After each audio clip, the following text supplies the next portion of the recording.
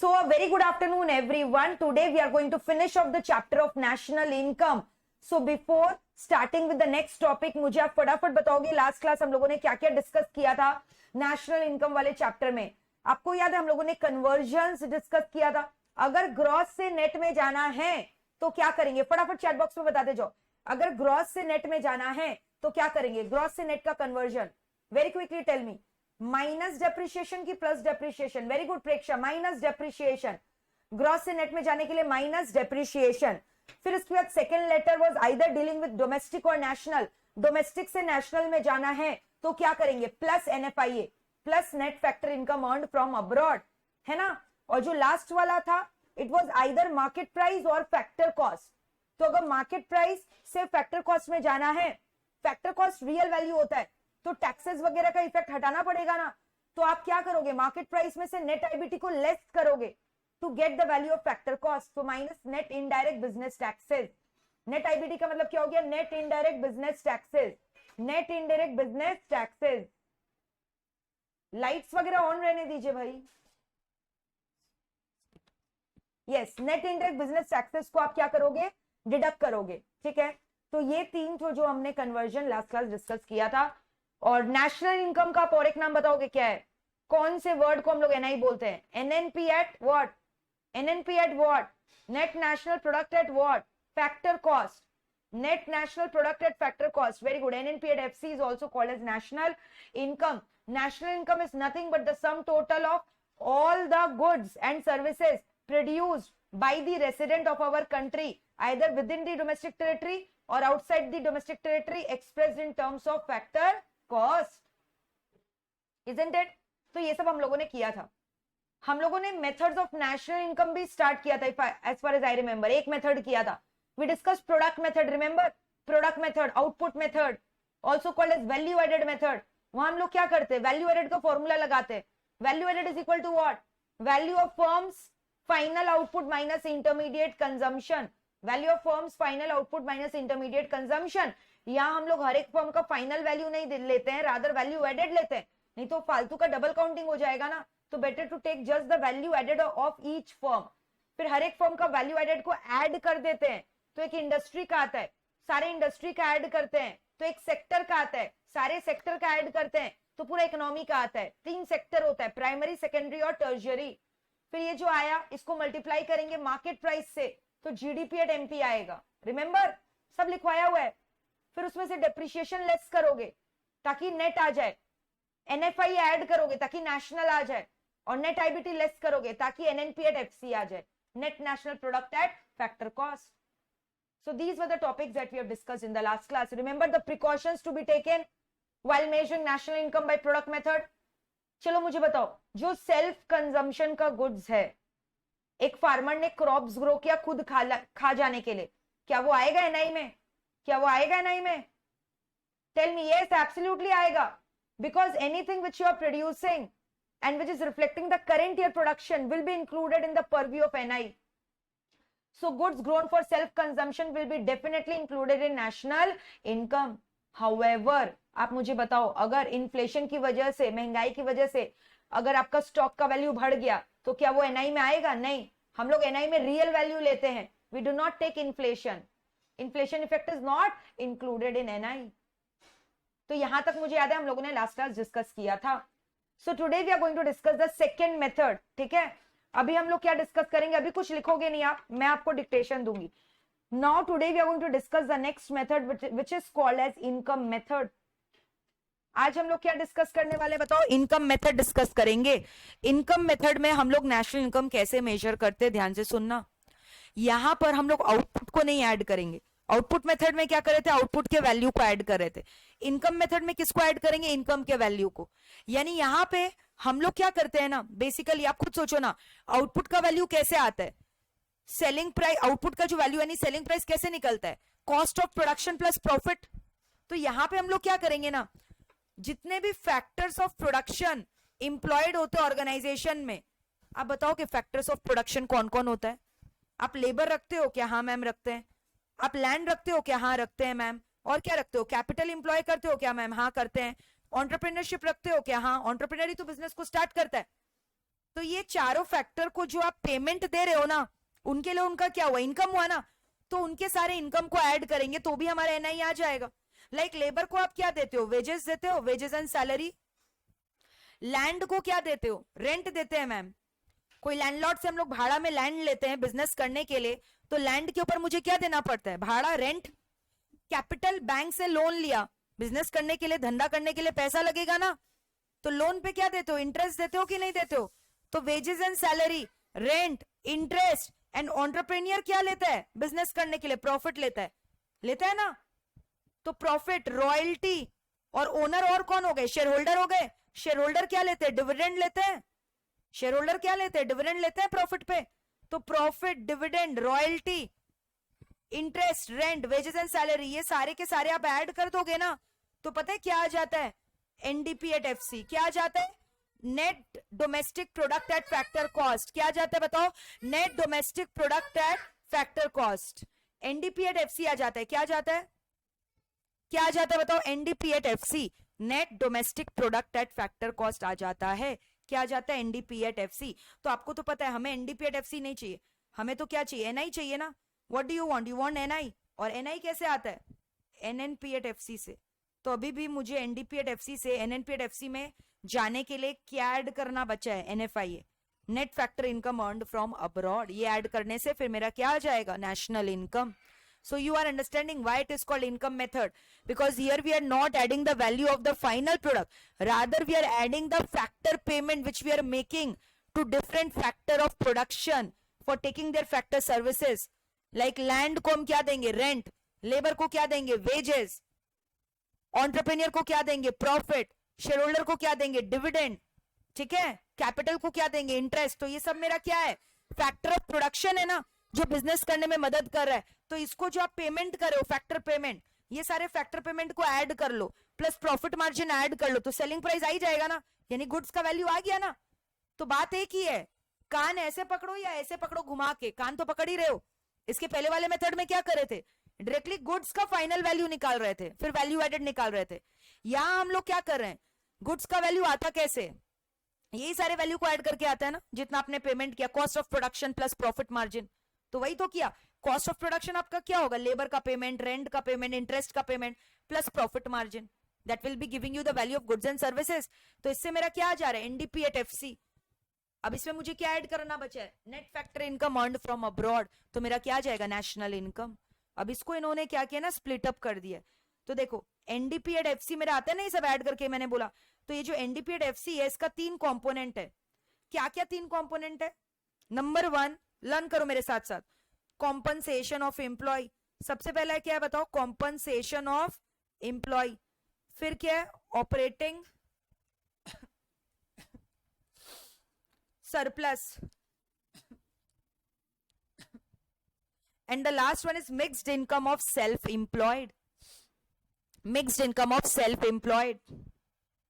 तो compensation of employ आप नाम से ही समझो, एम्प्लॉय को आप क्या देते हो, इसमें क्या आएगा, इसमें मैम वही आएगा, वेजेस, सैलरी, बोनस देते हैं ना एम्प्लॉय को। अच्छा, have you heard about salary can be paid not only in cash, it can be only made in kind. Kind में मतलब हम लोग सैलरी दे रहे हैं, हाँ, काइंड में कैसे देते हैं एम्प्लॉय को सैलरी, याद है मैंने आपको सुडोक्सू कूपन के बारे में बताया था, सीसीडी का फ्री वाउचर मील दे देते हैं, केएफसी का मील वाउचर दे देते हैं। तो कैश में नहीं देके हमने क्या किया, काइंड में हाउसिंग अलाउंसेस देते हैं। आपने सुना है गेस्ट हाउस दे दिया एम्प्लॉय को रहने के लिए, तो ये पेमेंट इन काइंड है, सैलरी का ही तो पार्ट है। कभी सुना है फ्री में पिक एंड ड्रॉप सर्विसेज दे रहा है कंपनी अपने एम्प्लॉय को, एम्प्लॉय उनके गाड़ी में ट्रैवल कर रहे हैं, तो क्या किया, सैलरी का ही पार्ट है। ये बोल रहे हैं हम लोग फ्री में दे रहे, तो फ्री का कुछ नहीं होता, सब सैलरी का ही पार्ट होता है। वो सैलरी इन काइंड हो गया, वो क्या हो गया, सैलरी इन काइंड। कैश हो गया जो रॉ कैश दिया हाथ में, समझ गए। तो salary in cash, salary in kind, bonus, wages, all these are what, compensation of employee. Have you heard about the contribution to provident fund? Employer जो आपका मालिक होता है ना, वो भी कंट्रीब्यूट करता है आपके बिहाफ में, जरूरी है, मैंडेटरी है प्रोविडेंट फंड में। फिर जब आपका रिटायरमेंट होता है ना, प्रोविडेंट फंड में जितने भी रुपए जमे होते हैं वो सब के सब आपको मिल जाता है as an employee of the organisation. तो gratuity, pension fund, provident fund, इसमें जो एम्प्लॉयर्स का कॉन्ट्रीब्यूशन है ना, वो भी आपके किस में आएगा, मेरे को बताओ, कॉम्पनसेशन ऑफ एम्प्लॉय में। अच्छा, आपको पता है आपको भी कंट्रीब्यूट करना पड़ता है प्रोविडेंट फंड में, लेकिन आपका सैलरी नहीं आएगा, इंप्लॉइज कंट्रीब्यूशन नहीं आएगा इसमें। employees contribution to PF will not be included here. Any idea why? Why employers contribution will be included and why not employees will be included? Because जब आपको सैलरी दे रहे हैं ना, तो आप जब ये कंट्रीब्यूशन करोगे प्रोविडेंट फंड में, वो सैलरी से ही तो करोगे, तो ऑलरेडी तो एक बार आ चुका है, फिर दोबारा लेंगे तो डबल काउंटिंग हो जाएगा ना आपके सैलरी का। इंप्लॉय जो कंट्रीब्यूशन करता है प्रोविडेंट फंड में, वो कहां से करेगा, सैलरी से ना, तो ऑलरेडी तो हमने सैलरी ले लिया है एम्प्लॉइज का, we have taken the salary once, so again taking will lead to what, double counting. But ये जो एम्प्लॉयर्स कंट्रीब्यूशन है वो कहां से करे, वो अपने पॉकेट से दे रहा है आपके बिहाफ में, तो वो इंक्लूड होता है। ये सारा रुपया किसका है, आपका है, तो इसलिए इसका क्या नाम हो गया, compensation of employ. Now what is operating surplus? Operating surplus क्या इंक्लूड करता है, रिमेनिंग। लैंड को क्या देते हो, रेंट, है ना। कैपिटल पे क्या देते हो, इंटरेस्ट, फिर रॉयल्टी, और एंटरप्रेन्योर को क्या देते हो, प्रॉफिट। तो ये रेंट, इंटरेस्ट, रॉयल्टी, प्रॉफिट किसका पार्ट हो गया, ऑपरेटिंग सरप्लस। एग्जाम में क्वेश्चन आता है ऑपरेटिंग सरप्लस का क्या कंपोनेंट है बताओ, क्या नहीं है बताओ। अब ध्यान से सुनना, प्रॉफिट क्या हो गया, प्रॉफिट जो आया मेरा अभी नेट प्रॉफिट, उसमें से कुछ रुपया कहां देना पड़ा, टैक्स के फॉर्म में, कुछ रुपया डिविडेंड दिया शेयर होल्डर को, जो बच गया वो क्या बचा, रिटेन्ड अर्निंग के नहीं से, रिटेन्ड अर्निंग बोल लो या रिजर्व्स एंड सरप्लस बोल लो। तो या तो ये तीनों अलग अलग दिया रहेगा, तीनों को ऐड करोगे, और अगर प्रॉफिट दिया हुआ है और डिविडेंड अलग से दिया हुआ है तो खाली क्या ले लेना, प्रॉफिट, क्योंकि डिविडेंड तो आप प्रॉफिट से डिस्ट्रीब्यूट कर रहे हो। सम्स आता है ना इसके ऊपर, बोलेगा ऑपरेटिंग सरप्लस निकाल के दो, they have given you dividend and tax separately and profit also, तो you just take profit in operating surplus, because already profit is comprising of 3 things. जो भी कंपनी प्रॉफिट कमाता है उसमें टैक्स देना पड़ेगा 30% गवर्नमेंट ऑफ इंडिया को, फिर जो बचा उससे क्या देगा, डिविडेंड देगा शेयर होल्डर को, फिर जो बच गया वो क्या हो गया, उसका रिजर्व्स एंड सरप्लस। तो ये तीनों किसका हिस्सा है, प्रॉफिट का ही तो हिस्सा है। अंडरस्टैंडिंग और नॉट? तो या तो आप समझो ना, या तो आपको टैक्स, डिविडेंड, रिटेन अर्निंग अलग से दिया, तीनों ऐड कर देना, और अगर ये तीनों भी दिया, प्रॉफिट भी दिया, तो ये तीनों आपको कंफ्यूज करने के लिए दिया, क्योंकि ऑलरेडी प्रॉफिट दिया तो प्रॉफिट ही लोगे ना। तो ऑपरेटिंग सरप्लस का फॉर्मूला बताओ क्या हो गया, rent plus interest plus royalty plus profit. और mixed income of self employed क्या होता है, वो बंदे जो खुद ही लेबर और खुद ही मालिक है अपने काम में। एग्जाम्पल बताओगे, कैन आई से फार्मर, खुद ही मालिक खुद ही लेबर, कैन आई से कारपेंटर, कैन आई से कॉबलर, लेबर भी उनका मुनाफा भी उनका, सोल प्रोप्राइटर, ये सब हो गया मिक्स्ड इनकम, जहां लेबर भी वही है और मालिक भी वही है। आप समझ रहे हो? तो mixed income of self employed generally सब में नहीं दिया रहता है, दिया रहेगा तो ऐड कर देना, एग्रीकल्चरल इनकम होगा पक्का। तो आप मुझे बताओ, ये तीनों ऐड करेंगे तो क्या आएगा, net domestic product at factor cost. इसमें अभी क्या ऐड करना बचा हुआ है, एनएफआई है, एनएफआई ऐड करोगे तो क्या आ जाएगा, मेरा नेशनल इनकम आ जाएगा कंट्री का। सो this completes your income method. Income method is over, मैं सब लिखवाऊंगी, आप चिंता मत करो। अब ध्यान से सुनना, इनकम मेथड में क्या क्या प्रिकॉशंस रखना है वाइल कंप्यूटिंग नेशनल इनकम का वैल्यू। आप मुझे बताओ, क्या इलीगल इनकम आएगा?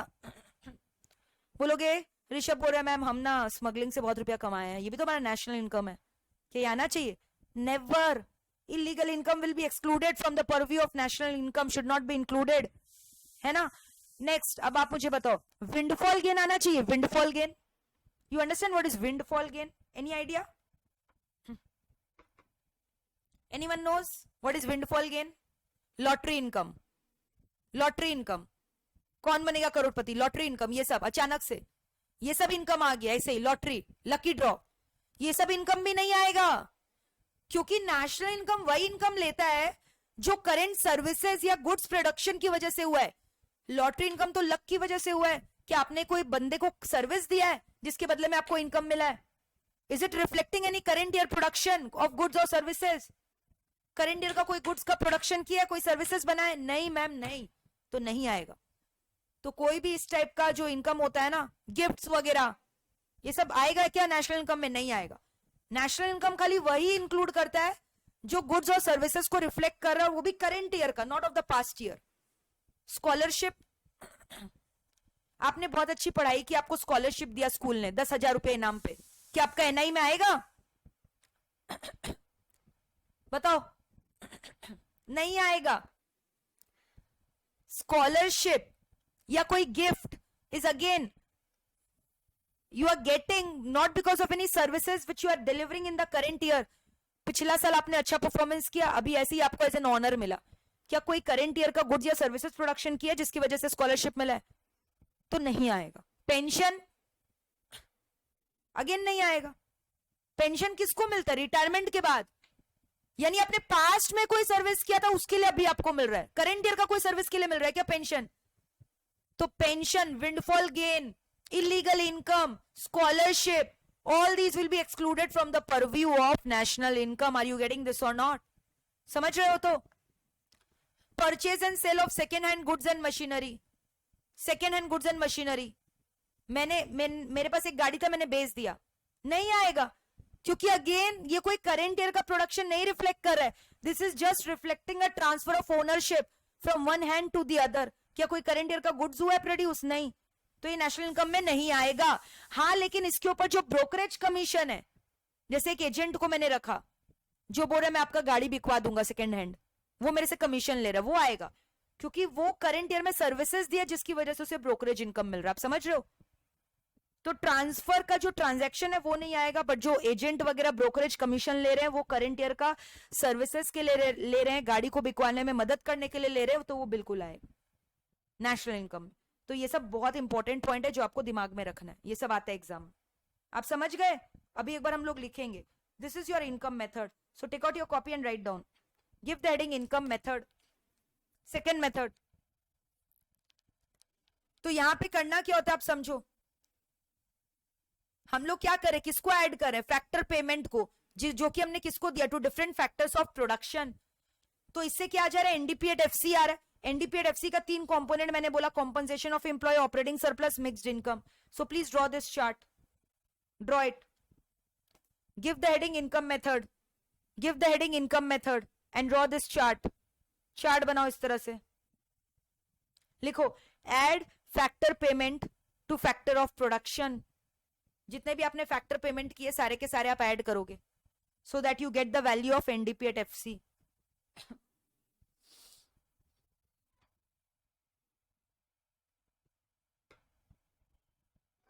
These are the 3 components. These are the 3 components.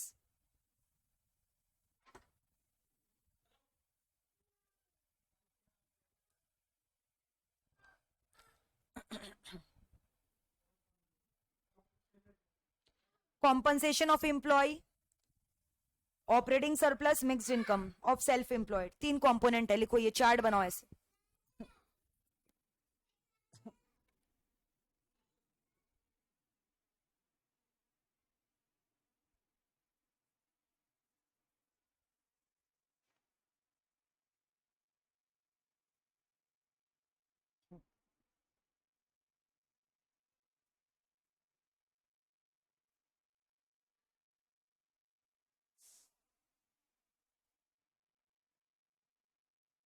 फिर अब इसके बाद ये तीनों लिख लिया, आप तीनों का कंपोनेंट याद है, मैंने आपको बोला कॉम्पनसेशन में क्या क्या आता है?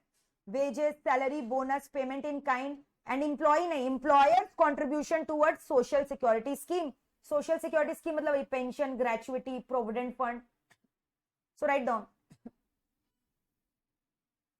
एक बात बताओ, ये तीनों कंपोनेंट का नाम लिख लिया क्या आप लोगों ने?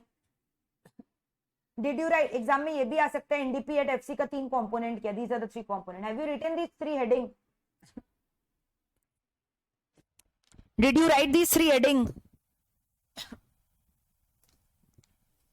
अब कॉम्पनसेशन ऑफ एम्प्लॉय का नीचे का लिखो, कॉम्पनसेशन के नीचे लिखो इस तरह से, wages, salary, bonus, payment in kind, then employers contribution towards employee social security scheme, employers contribution towards employees social security scheme।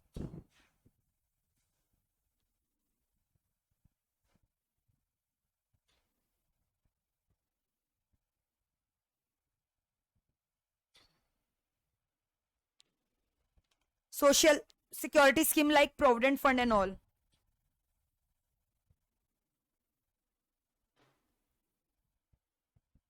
Gratuity etcetera. PF के बारे में सुना होगा ना, provident fund. Have you written compensation of employ? Last point क्या लिखा? Employee का नहीं आएगा, डबल काउंटिंग हो जाएगा क्योंकि इंप्लॉय ऑलरेडी सैलरी का ही पार्ट है. इंप्लॉयर जो अलग से दे रहे हैं, कॉन्ट्रीब्यूशन, CONT का मतलब क्या? Contribution toward social security scheme. अब ऑपरेटिंग सरप्लस लिखो. ऑपरेटिंग सरप्लस का component rent, interest, royalty, profit,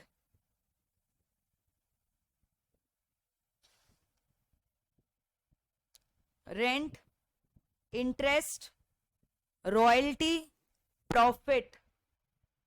profit का मैंने बोला ना दो पार्ट है. एक जो आप डिस्ट्रीब्यूट करो, किसको डिस्ट्रीब्यूट करो? गवर्नमेंट को टैक्स देने के लिए और शेयर होल्डर को डिविडेंड के लिए. और जो अनडिस्ट्रीब्यूटेड प्रॉफिट है वो क्या हो गया? Reserves and surplus. Rent, interest, royalty, profit. Distributed, undistributed. Distributed में dividend, corporate tax. CORP means what? Corporate tax. Corporate tax. और फिर undistributed profit, reserves and surplus.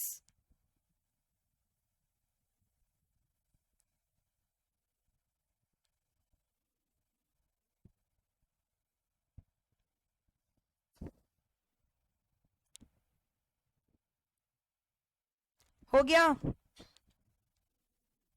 Mixed income में एग्जांपल लिखो.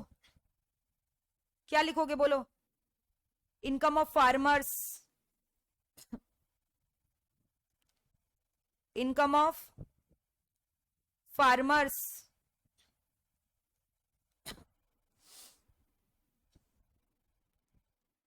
Carpenters, sole proprietors, etcetera.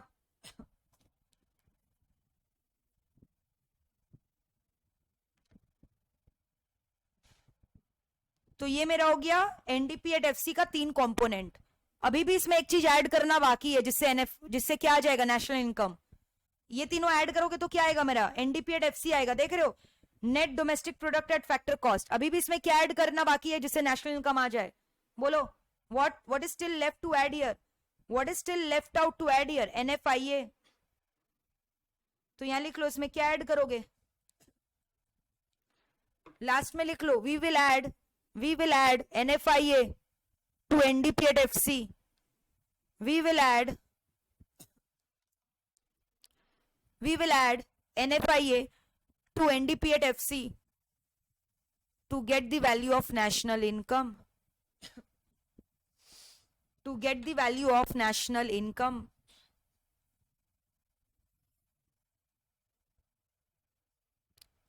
So yes, income method is also over. देख लो एक बार, income method खत्म हो गया.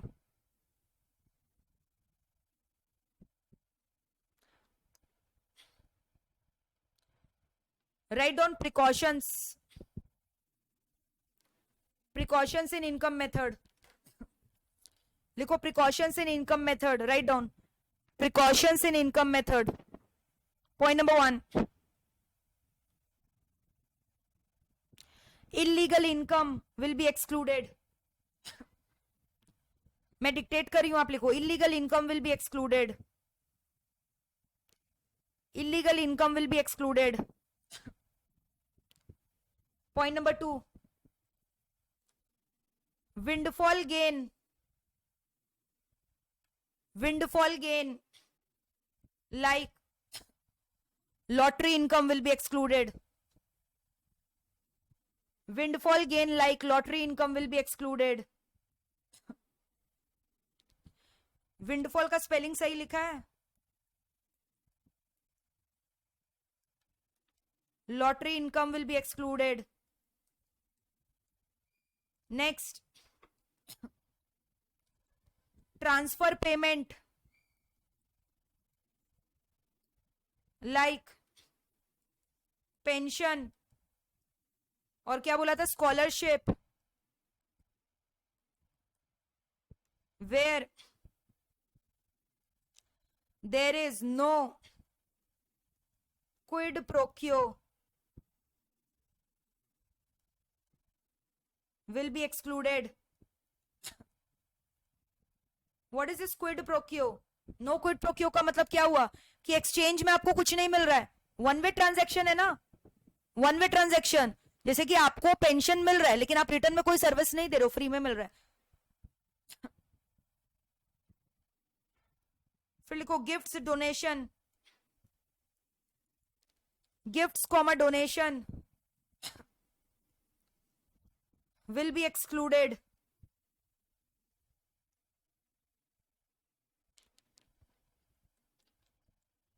Purchase and sale of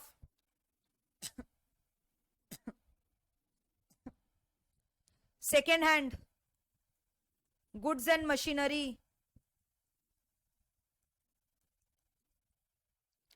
will be excluded. However,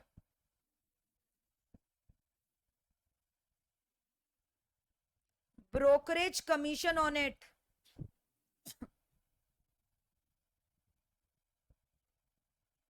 will be included. However, brokerage commission on it will be included in NI.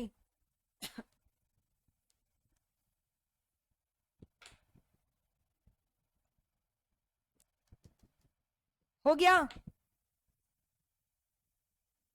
So this completes your income method. Easy? Next method अभी हम लोग जो discuss करने वाले हैं वो है expenditure method, last method इन your syllabus.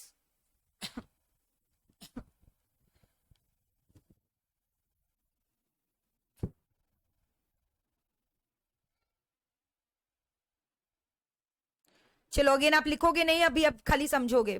Please once understand then you will write. अब यहां आपको नाम से क्या समझ में आ रहा है, यहां क्या ऐड करना है, एक्सपेंडिचर, खर्चा। आपको पता है कितने सेक्टर हैं? हाउस होल्ड सेक्टर होते हैं हमारे जैसे, जो हम लोग क्या करते हैं, कंजम्पशन एक्सपेंडिचर।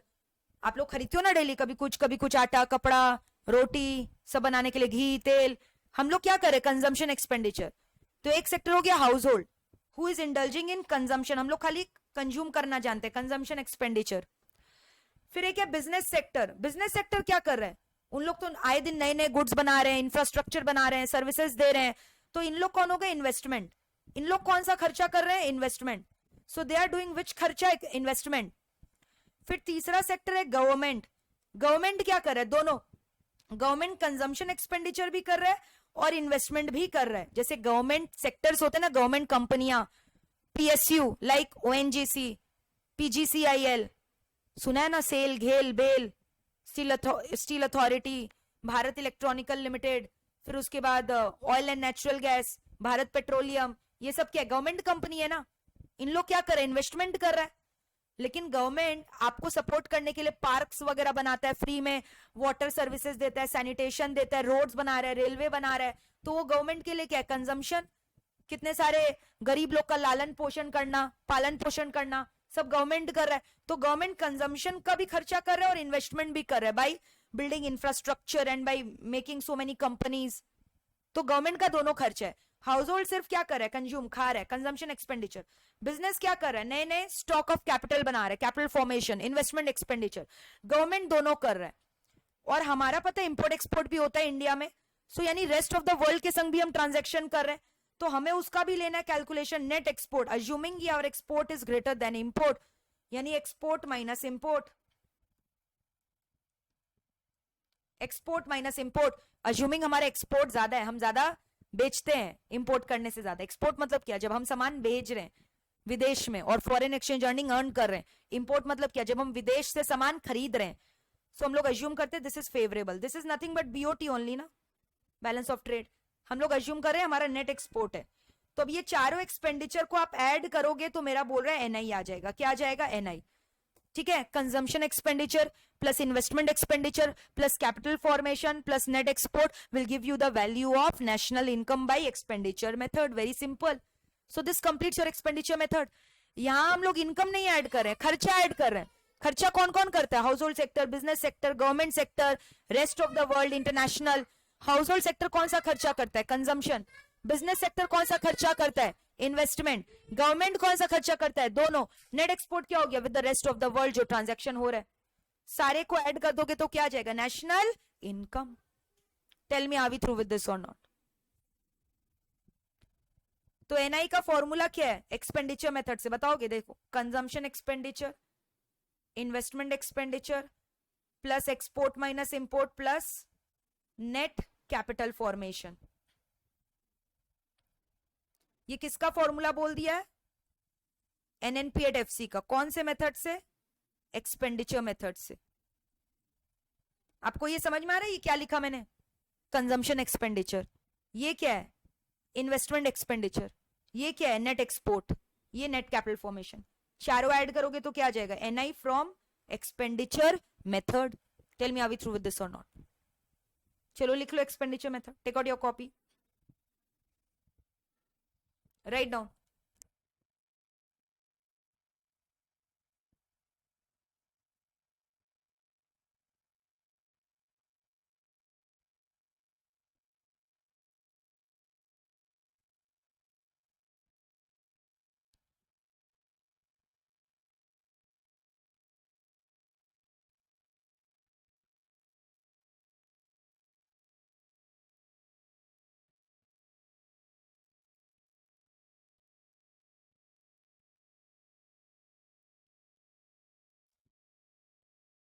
चलो हेडिंग दो.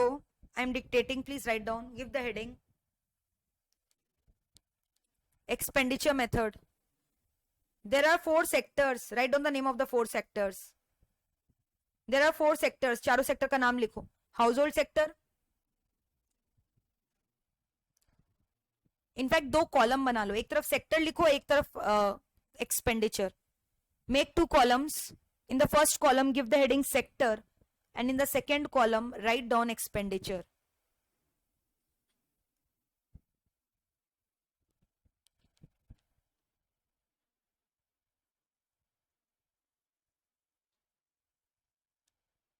लिखो household sector, consumption expenditure करता है.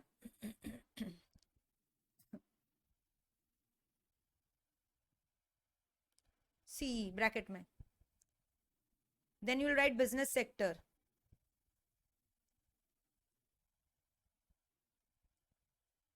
कौन सा करता है? Investment expenditure.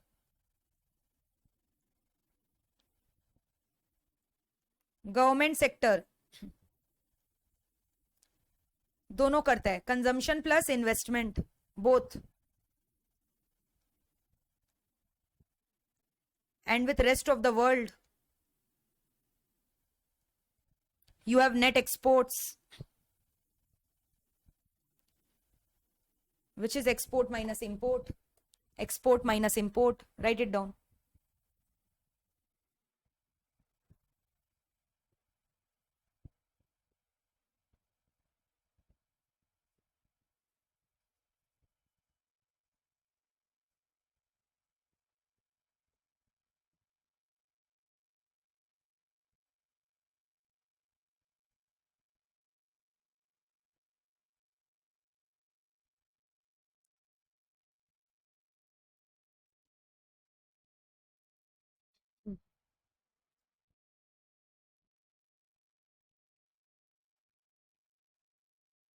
ओके तो N I is equal to क्या लिखोगे बताओ? C plus I plus net capital formation plus export minus import. Import को एम लिख देते ताकि कंफ्यूजन नहीं हो. अच्छा अब आपके बुक्स में जो है क्या दिया हुआ है? सी. सी मतलब कंजम्पशन, कंफ्यूज मत होना. आई मतलब इन्वेस्टमेंट, जी मतलब गवर्नमेंट और एक्स माइनस एम. तो इसका एब्रीविएशन आप नहीं लिख लोगे. सी मतलब कंजम्पशन एक्सपेंडिचर, आई मतलब इन्वेस्टमेंट, G मतलब गवर्नमेंट, X माइनस M मतलब क्या, export minus import. So if you don't know you can write down the full form. X is your export, M is your import. Arrow देखिए, if you want to write down the full form, आप उसका भी full form लिख लो.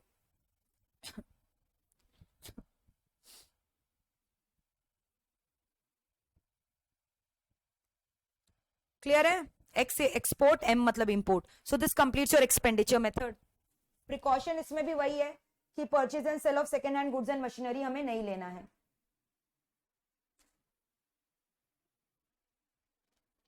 which you already written in income method. Same precaution. So this completes your expenditure method. कोई doubt है यहां तक? Next, अब हम लोग डिस्कस करेंगे next topic, what is a GDP deflator. This is very important. ये हर टर्म इंस्टीट्यूट में मतलब पूछता ही है. डैश कैसे आता है मैं बताती हूँ. Dash measure the price changes in goods and services in the current year GDP. Current year के जीडीपी में इंक्रीमेंट कितना प्राइस लेवल चेंजेस की वजह से हुआ है, उसको क्या बोलते हैं, GDP deflator. That is called as what, GDP deflator. For example मैंने बोला एनआई, सपोज करो हाइपोथेटिकल एग्जांपल है, 1 CR से 1.2 CR है, बट बिकॉज ऑफ इन्फ्लेशन, तो ये प्राइस लेवल चेंजेस की वजह से मेरा कितना नेशनल इनकम बढ़ा है, उसको हम लोग क्या बोलते हैं, जीडीपी डिफ्लेटर. क्या बोलते हैं, डिफ्लेटर. तो right down the heading GDP deflator. क्या मेजर करता है, price changes in goods and services included in the current years GDP. Included in the current year GDP. It measures the price changes in goods and services included in the current year GDP, or you can say it is an index of price change. Index of price change बोल लो या measures price change बोल लो, बात एक ही है. GDP deflator का formula जानते हो क्या है, ये एग्जाम में सम्स भी पूछ लेता है. नॉमिनल जीडीपी, नॉमिनल जीडीपी मतलब क्या, जो करंट प्राइस पे मेरा नेशनल इनकम का वैल्यू है, divided by real GDP. Real GDP मतलब क्या, जो इन्फ्लेशन को काउंट नहीं किया है, रियल वैल्यू बता रहे, multiplied by 100.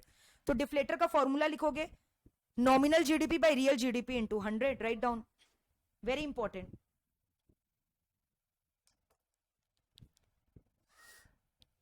So GDP deflator क्या मेजर करता है, price changes in goods and services included in the current year GDP.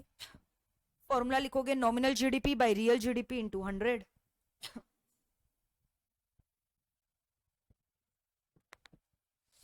nominal GDP by real GDP into 100.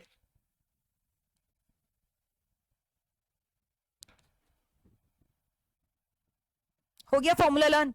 Very important, लिख लो, ये आएगा ही आएगा, आप समझ लो, ये हर बार ही आता है, ये क्वेश्चन हर बार ही देता है. क्या है GDP deflator, dash measures the index of price changes in the GDP. तो answer is what, GDP deflator.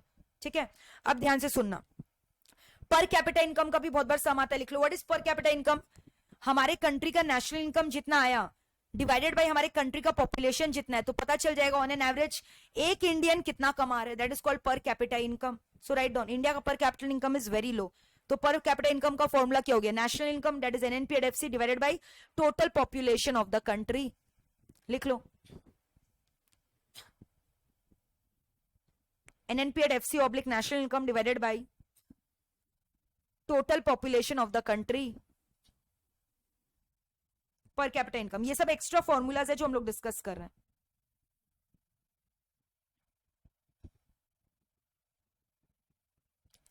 ये सब के ऊपर सम्स आता है. ठीक है, यहां तक कोई डाउट है, एकदम क्लियर है. जीडीपी डिफ्लेटर का फॉर्मूला बताओ फटाफट. नॉमिनल जीडीपी मतलब हुआ जो करंट प्राइस लेवल पे जीडीपी आया, डिवाइडेड बाय, अगर हम इन्फ्लेशन को काउंट नहीं करेंगे, मेरा रियल जो गुड्स का वैल्यू है, that is called real GDP multiplied by 100. पर कैपिटा इनकम का फॉर्मूला, पूरा जो कंट्री का नेशनल इनकम है divided by total population of the country. ठीक है, अब इसके बाद लिखो नेक्स्ट, रियल एनएनपी अगर मान लो निकालने बोल दिया तो आप कैसे निकालोगे. नॉमिनल एनएनपी दिया हुआ, एनएनपीएडएफसी मतलब जो करंट ईयर का नेशनल इनकम है, बोल रहे इसमें इन्फ्लेशन इंक्लूडेड, आप मेरे को करंट रियल एनएनपी निकाल के दो. तो ये जो है नॉमिनल एनएनपी, उसको किससे मल्टीप्लाई कर दोगे, बेस ईयर इंडेक्स से. सब में दिया रहेगा ये. लिखो, real NNP is equal to, real NNP is equal to NNP at factor cost of the current year. NNP at factor cost of the current year, CY means current year, multiplied by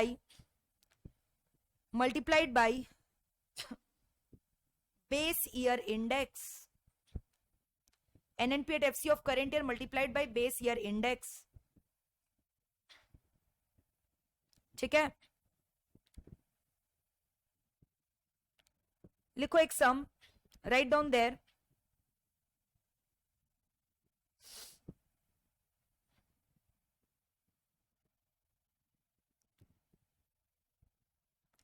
One thousand units of goods at the rate of rupees 12, at the rate of rupees 12, 1000 units of good at the rate of rupees 12 is the current year's national income, is the current year national income.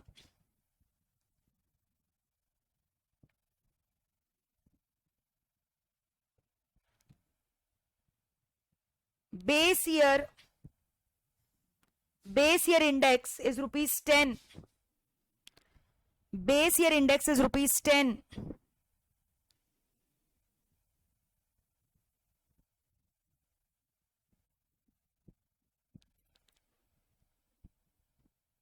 Also,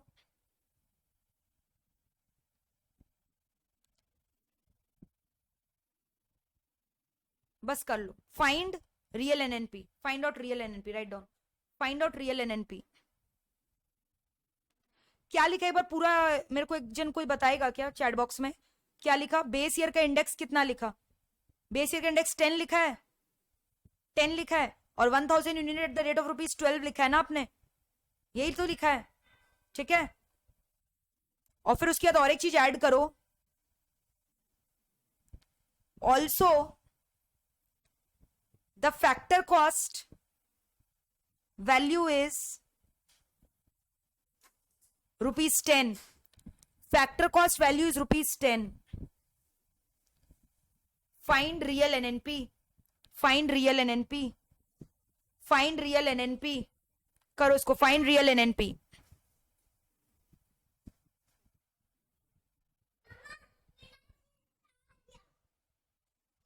लिखो. So how will you solve this? हमें तो NNP at factor cost चाहिए ना, तो पहले ये जो आप करोगे, ये 12,000 का जो रेट है वो तो मार्केट प्राइस पे दिया हुआ है, राइट? 1000 इंटू 12 ये जो करोगे तो मार्केट प्राइस का रेट दिया, हमें फैक्टर कॉस्ट पे चाहिए, तो ये 12 का इफेक्ट को नलिफाई करने के लिए हमें क्या करना होगा? वापस से बताओ, डिवाइड बाय 12 करोगे ना, इजंट इट? मल्टीप्लाइड बाय जो बेस ईयर का इंडेक्स है, बेस ईयर का इंडेक्स कितना है? 10 रुपया. So you will solve it, you will get the value 10,000. Solve it, gate the value of 10,000.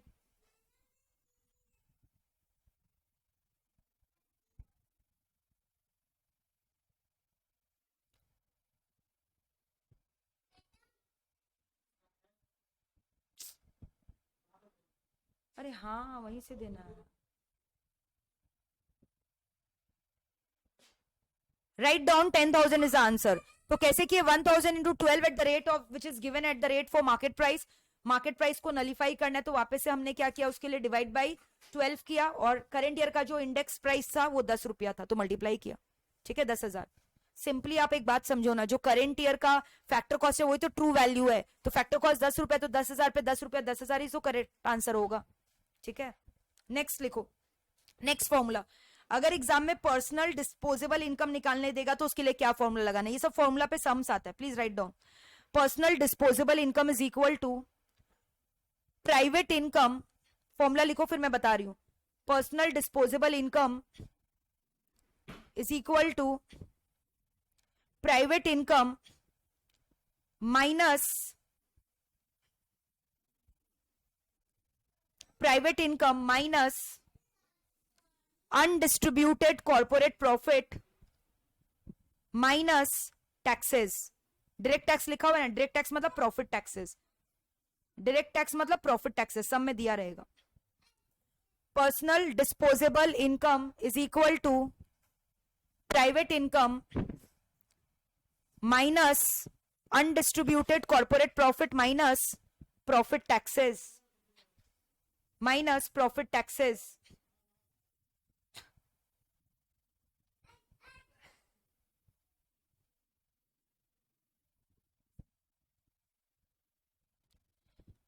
Private income minus undistributed corporate profit minus profit taxes, write down.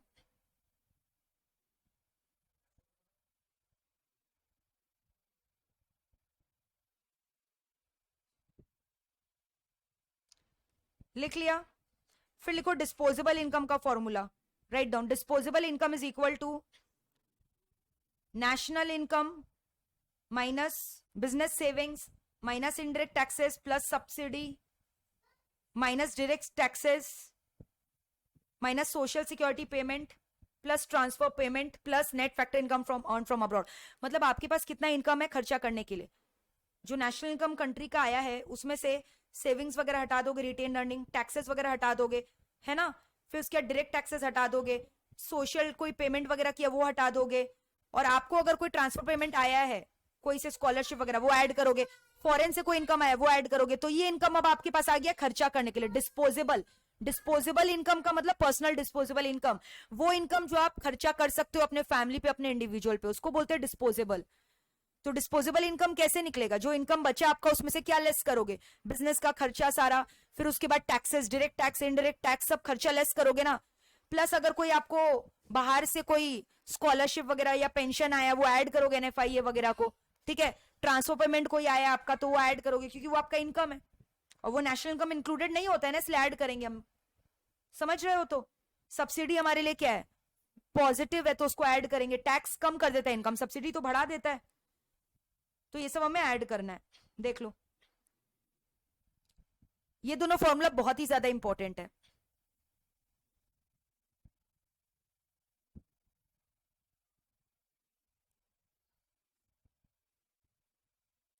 Clear है कि नहीं बताओ? इसके ऊपर सम्स आता है. डिस्पोजेबल इनकम मतलब the income which is left which you can spend on your friend, family, individual. So your national income मतलब आप समझ लो ना, आपका इनकम के बारे में सोचो. आपका इनकम, ये पूरा कंट्री का डिस्पोजेबल इनकम निकाल रहा है, इसीलिए नेशनल इनकम लिखा है. आप अपने पॉइंट ऑफ व्यू से सोचो. आपका जो इनकम आया उसमें से टैक्स लेस करोगे, जीएसटी वगैरह, तो इनडायरेक्ट टैक्स लेस किया. सब्सिडी तो आपको गवर्नमेंट दे रहा है, तो आपका इनकम बढ़ रहा है, ऐड करोगे. फिर इनकम टैक्स देना पड़ता है, तो डायरेक्ट टैक्स लेस कर रहे हो. फिर उसके बाद अगर आप कोई पेमेंट वगैरह कर रहे हो, प्रोविडेंट फंड वगैरह, तो लेस करोगे.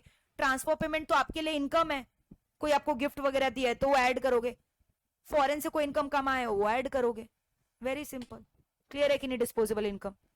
फिर डिस्पोजेबल इनकम से अगर मान लो एग्जाम में और एक फॉर्मूला क्या आया, डायरेक्टली प्राइवेट इनकम दिया हुआ है, उससे बोले डिस्पोजेबल इनकम निकालने, इतने एलिमेंट्स नहीं दिए, तो डायरेक्टली कैसे निकलेगा? प्राइवेट इनकम से खाली दो चीज को लेस करना है, टैक्स जो पेमेंट करोगे और जो अनडिस्ट्रीब्यूटेड कॉर्पोरेट प्रॉफिट है वो, ये दोनों लेस करोगे. रिजर्व्स एंड सरप्लस तो बिजनेस का पैसा है ना, वो आप थोड़ी खर्चा कर लोगे, वो लेस करोगे तो क्या आएगा? Personal disposable income. देख लो क्लियर है कि नहीं? एक फॉर्मूला में डिक्टेट करी हूं, लिखो, write down. Personal income is equal to, ये डिस्पोजेबल इनकम किया और पर्सनल डिस्पोजेबल इनकम किया, और सिर्फ पर्सनल इनकम अगर दिया हुआ है तो कैसे निकालना है? लिखो नेशनल इनकम, और एक फॉर्मूला है, लिखो national income minus undistributed corporate profit, almost same है, minus undistributed corporate profit minus profit taxes, वही जो टैक्स वगैरह है, minus profit taxes minus social security contribution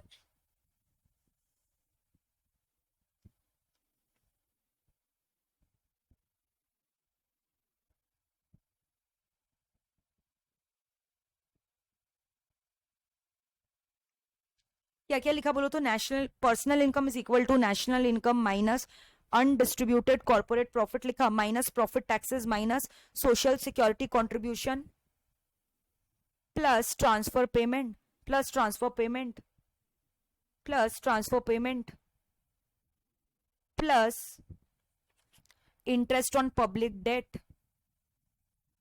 कोई मतलब सेविंग्स वगैरह कर रखा है गवर्नमेंट बॉन्ड में तो उसका इंटरेस्ट आपका इनकम होगा, plus transfer payment plus interest on public date plus interest on public date. ठीक है, एक सम करो, चलो राइट डाउन. ये सब सम एग्जाम में आया हुआ है, करो. ये जो मैंने फॉर्मूला बताया उसके बेसिस पे करो, हो जाएगा. Write down sum number 1. Calculate personal income, personal income निकालना है। प्राइवेट इनकम दिया हुआ है, अभी जस्ट हमने इसका फॉर्मूला लिखा है। Write down the sum first, illustration 1 sum लिखो। प्राइवेट इनकम दिया हुआ है, अनडिस्ट्रीब्यूटेड कॉर्पोरेट प्रॉफिट दिया हुआ है 500 करोड़, और टैक्सेस दिया हुआ है कितना, 300 करोड़। कंप्यूट पर्सनल इनकम, बोलो आंसर बताओ कोई। अभी ऊपर सीखा है पर्सनल इनकम का फॉर्मूला। प्राइवेट इनकम दिया हुआ रहता है तो दोनों क्या करते हैं, माइनस। प्राइवेट इनकम 2000 दिया हुआ है, पर्सनल डिस्पोजेबल इनकम निकालना है, क्या होगा आंसर बताओ, गिव मी द आंसर। क्या क्या माइनस होगा, कितना रुपया बचा आपको खर्चा करने के लिए। Very good Khushi, 1200 crore is the answer. 1200 crore is the answer, right down, super. तो लिख लो, सॉल्व कर लो। Look at the solution. Private income 2000 है, उसमें से माइनस करोगे undistributed corporate profit minus taxes on profit, 1200 is the answer.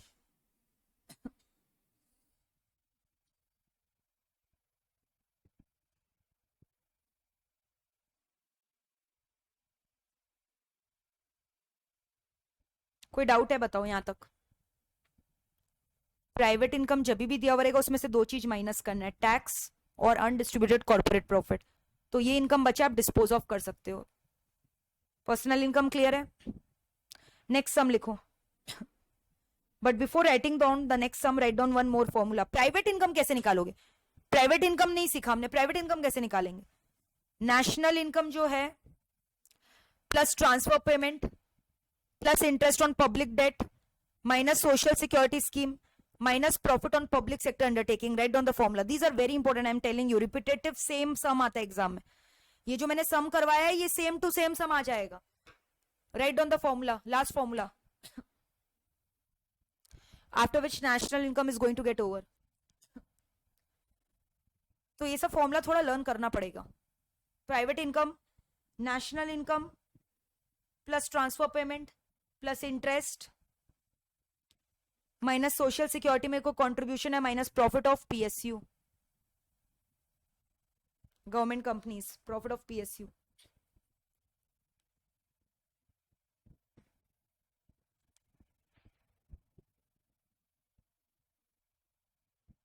Done,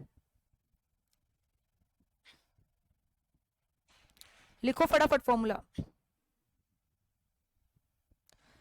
NI plus transfer payment plus interest on public debt minus social security scheme minus profit of public sector undertaking, write down.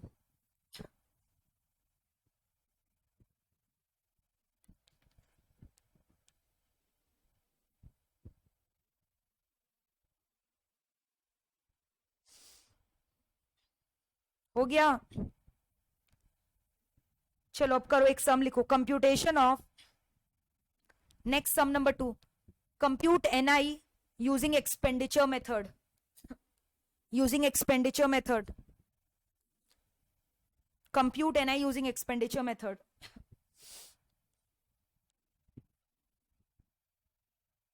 Expenditure method से solve करना है, लिखो sums. Private final consumption expenditure 600 crore, ऊपर में rupees in crore. सी क्या है, consumption expenditure, already ऊपर लिखवाया था ना मैंने। सी मतलब क्या होता है, consumption expenditure. Private final consumption expenditure 600 crore है, गवर्नमेंट कंजम्पशन एक्सपेंडिचर 100 करोड़ है, नेट डोमेस्टिक कैपिटल फॉर्मेशन है वो, हाँ कैपिटल फॉर्मेशन, ये एग्जैक्टली से सब सम एग्जाम में आए हुए हैं। ये क्या है बताओ, capital formation. Right down the full form, net domestic capital formation 70 crore. Net export मेरा नेगेटिव में है, इंडिया का नेगेटिव ही होता है नेट एक्सपोर्ट, 20 नेगेटिव में। प्राइवेट फाइनल सी मतलब consumption expenditure 600, government consumption expenditure 100, net capital formation 70, net export 20।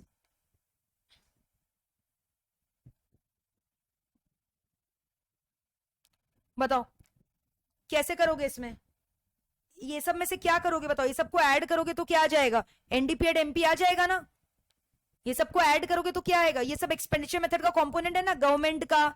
ये क्या हो गया, गवर्नमेंट एक्सपेंडिचर, ऊपर वाला हाउस होल्ड एक्सपेंडिचर, थर्ड वाला नेट डोमेस्टिक कैपिटल फॉर्मेशन लिखवाया था ना फॉर्मूला में, प्लस नेट एक्सपोर्ट, ये सारा ऐड करके क्या आ जाता है एनडीपी एट एमपी। तो सब ऐड करो कितना आ रहा है 750, ये -20 है ना। तो ये सब क्या आ गया ऐड करके, एनडीपी एट एमपी आ गया। अभी इसमें क्या दो एडजस्टमेंट करना बाकी है बताओ, जिससे मेरा एनएनपी एट एफसी आए। क्या ऐड करोगे इसमें, एनएफआई ऐड करोगे और क्या लेस करोगे, नेट आईबीटी लेस करोगे तो एनएनपी आ जाएगा एट एफसी। सम सॉल्व किया हुआ है पूरा। तो ये चारों ऐड करोगे तो क्या आएगा, एनडीपी एट एमपी। अब इसमें क्या ट्रीटमेंट करोगे, एनएफआई ऐड करोगे, नेट आईबीटी लेस करोगे, नेट आईबीटी भी नेगेटिव में दिया हुआ है 30 नेगेटिव, तो मेरा एनआई आ जाएगा ना 730। Same to same sum exam में आया था, जहां नेगेटिव में दिया रहता है उसको लेस करना होगा। आपको ये पूरा प्रोसेस समझ में आया, sums with solution, this was an illustration. Sum में क्या क्या दिया हुआ रहेगा, सम में ये सारा वैल्यूज दिया हुआ था, तो ये ऐड किए तो मेरा क्या है एनडीपी एट एमपी। फिर एनएफआई ऐड करेंगे, नेशनल इनकम आएगा, बट किस में आया, मार्केट प्राइस में, तो उसमें से नेट आईबीटी लेस करना होता है ना, तो लेस कर दिए। एनएनपी एट एफसी 730 करोड़ और नेट आईबीटी लेस करते हैं ना हम लोग, नेट आईबीटी।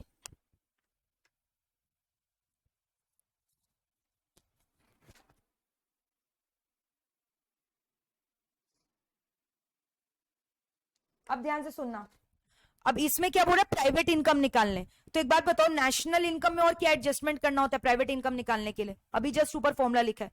नेशनल इनकम आ गया, प्लस क्या करना होगा, ट्रांसफर पेमेंट दिया है तो ऐड करोगे, interest on public date add करोगे। तो देखो नेक्स्ट क्या किया मैंने, ट्रांसफर पेमेंट ऐड किया, ट्रांसफर पेमेंट दिया हुआ है गवर्नमेंट का, रेस्ट ऑफ द वर्ल्ड का ऐड करो। Transfer payment government and rest of the world 5 और 10 ऐड करो। और क्या ऐड करोगे, interest on public date add होगा, प्राइवेट इनकम निकालना है, interest on public date add किए, देख लो ना, interest on public date add होता है, ट्रांसफर पेमेंट ऐड होता है, और माइनस क्या होगा, profit of public sector undertaking. तो देखो मैंने पब्लिक सेक्टर का प्रॉफिट को माइनस किया, एनडीपी ऑफ गवर्नमेंट सेक्टर मतलब जो प्रॉफिट पब्लिक सेक्टर का था 25 लेस किया। ये सेम सवाल आया हुआ है, मैंने आपको पूरा मतलब क्वेश्चन सॉल्यूशन एक साथ दे दिया, आप समझ रहे हो ना मेरी बातों को। ये सब दिया हुआ रहेगा, ये सब वैल्यू अलग से, ट्रांसफर पेमेंट दिया रहेगा गवर्नमेंट का, रेस्ट ऑफ द वर्ल्ड का ऐड करोगे, इंटरेस्ट ऑन पब्लिक डेट दिया रहेगा, ऐड करोगे 15, 760 आया। फिर गवर्नमेंट का पीएसयू का प्रॉफिट लेस करना होता है ना, तो लेस किए एनडीपी ऑफ गवर्नमेंट, तो मेरा क्या आ गया, private income. That is answer, private income. Very important sum. तो पहले हमने निकाला national income by expenditure method, फिर हमने निकाला private income, then we have found what, private income. तो नेशनल इनकम में सम्स भर भर कर आता है, आप समझ लो। एक दो सम लिखो for homework, write down, I am dictating. लिखो वेजेस एंड सैलरी 100, सब सीआर में, हाँ करोड़ में, wages and salary 100, payment in kind 50, payment in kind 50, employees contribution, employees be careful, आएगा कि नहीं आप समझ लो, नहीं आएगा ना इंप्लॉइज वाला, लिख लो employees contribution towards provident fund 10, employees contribution towards provident fund 10, employers contribution towards provident fund 10, employers contribution towards provident fund 10, employee का employer दोनों का कितना है 10 each, rent 20, interest 30, rent 20, interest 30, profit 50, NFIA 1515, NFIA 1515, find number 1 operating surplus, find operating surplus. Number 2, NDP at FC. Number 2, NDP at FC. Number 3, NI. NI means national income.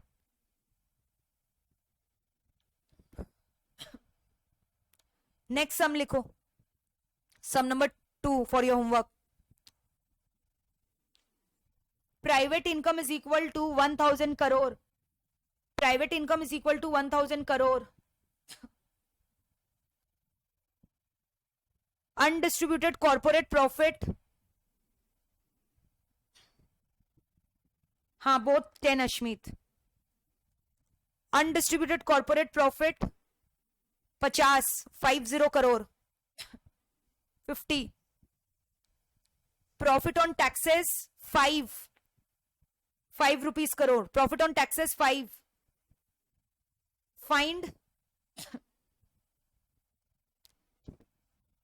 Find personal income. Find personal income.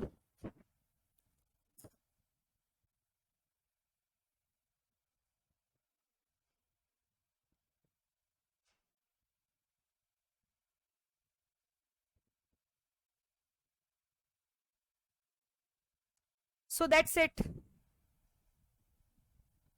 National income का definition लिखवाया था क्या मैंने first class? Did I make you write the definition of NI in the first class?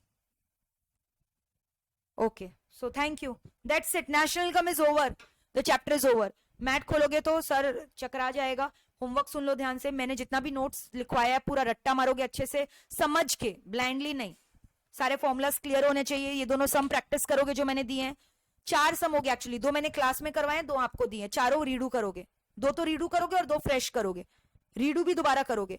और इसके अलावा national income का जितना भी एमसीक्यूज है मेरे मैट के पीछे, मेरा मैट है ना आपके पास सॉफ्ट कॉपी, नेशनल इनकम का चैप्टर का जितना भी एमसीक्यू है पक्का से आप सॉल्व करोगे. ऑल राइट, तो आज के लिए यहीं तक रखते हैं. चलो बाय, टेक केयर.